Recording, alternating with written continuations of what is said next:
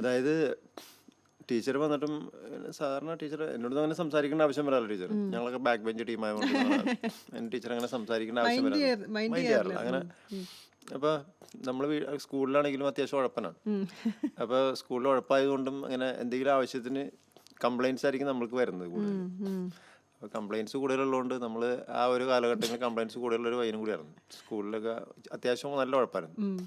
അപ്പോൾ എന്തെങ്കിലും പ്രശ്നങ്ങളുള്ള സമയത്താണ് നമ്മളോട് ടീച്ചർ സംസാരിക്കുന്നത്. അപ്പോൾ എന്നോട് ജോസഫ് പാട്ട് പാടിയായിരുന്നല്ലേ, ലൈറ്റ് മ്യൂസിക്കിന് ഫസ്റ്റ് ഉണ്ട് കേട്ടോ എന്ന് പറഞ്ഞു. ഞാൻ പറഞ്ഞു, ദൈവമേ അങ്ങനെയൊക്കെ സംഭവിച്ച. അങ്ങനെയാണ് എനിക്ക് പ്രൈസ് കിട്ടിയെന്ന് പറയുന്നത്.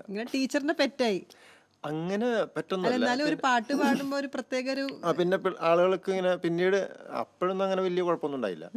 പിന്നീട് എന്നോട് പറഞ്ഞ ടീച്ചർ പറഞ്ഞ്, ജോസഫ് ഒരു പാട്ട് പാടിയിട്ട് നമ്മൾക്ക് യൂത്ത് ഇവിടെ ആനിവേഴ്സറി ഉണ്ട്, ആനിവേഴ്സറിക്ക് പാടണം, അപ്പോൾ അതിനൊരു പാട്ട് പാടണം, അപ്പോൾ ഒരു പാട്ട് പഠിച്ചുകൊണ്ട് വരണം, എന്നിട്ട് ടീച്ചേഴ്സ് റൂമിൽ വന്ന് പാടി കേൾപ്പിക്കണം, അത് സക്സസ് ആണെങ്കിൽ നമുക്ക് സ്റ്റേജിൽ പാടാമെന്ന് പറഞ്ഞു. ഞാൻ ഈ സ്റ്റേജിൽ ഒന്നും കണ്ടിട്ടൊന്നുമില്ല. ആദ്യം നമ്മൾ ഈ പുറത്ത് നാടകം കാണാൻ പോകുമ്പോൾ, ഗാനമേള കേൾക്കാൻ പോകുമ്പോൾ കാണുന്ന സ്റ്റേജ് മാത്രമേ ഉള്ളൂ. ആദ്യമായിട്ട് സ്റ്റേജിൽ കയറാൻ പോകും.